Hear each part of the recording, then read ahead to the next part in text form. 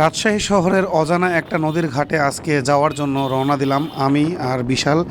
এখন আমরা যাচ্ছি রাজশাহীর সেই কোর্ট স্টেশনের যে রাস্তা সেই দিক দিয়ে, রাজশাহী সিএনবির মোড়ের পাশ দিয়ে দেখতে পাচ্ছেন। এখন বর্তমানে আমরা রাজশাহী আইবাদ ক্রস করছি। এটা হচ্ছে আইবাদের সেই হাইটেক পার্কের সেই বড় জায়গাটা। এখন আপনাদেরকে সামনে থেকে দেখাচ্ছে, এটা হচ্ছে রাজশাহী হাইটেক পার্কের সেই জায়গা। এই রাস্তাটার পাশ দিয়ে আমাদেরকে যেতে হবে নবগঙ্গা।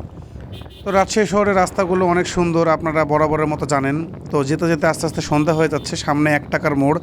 রাজশাহী শহরের অনেকেই 1 টাকার মোড়ের নাম শুনেছেন, ওই দিক দিয়ে যেতে হচ্ছে। অবশেষে আমরা চলে এসেছি।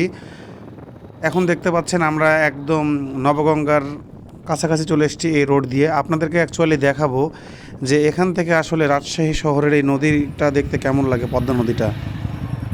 আল্লাহর কি ইচ্ছা, আর কি সুন্দর একটা পরিবেশের কালার। সূর্য উদয়ের সময় দেখতে পাচ্ছেন। আমি এখানে আপনাদেরকে সম্পূর্ণটাই দেখাবো এখন, যে আসলে এই জায়গাটা কেমন। আসলে না, জায়গাটা খুবই নিরিবিলি, খুবই নিরিবিলি।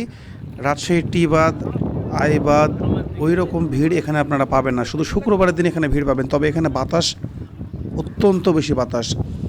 আপনারা যদি এখানে আসেন তাহলে আপনাদের এখান থেকে চলে যেতে ইচ্ছা করবে না। এখানে আপনাদেরকে সবসময় বসে থাকতে ইচ্ছা করবে। তো আমি ঘোরাঘুরি শেষে আবার বাসার উদ্দেশ্যে রওনা দিচ্ছি রাজশাহীর সেই সুন্দর রাস্তাগুলোর পাশ দিয়ে।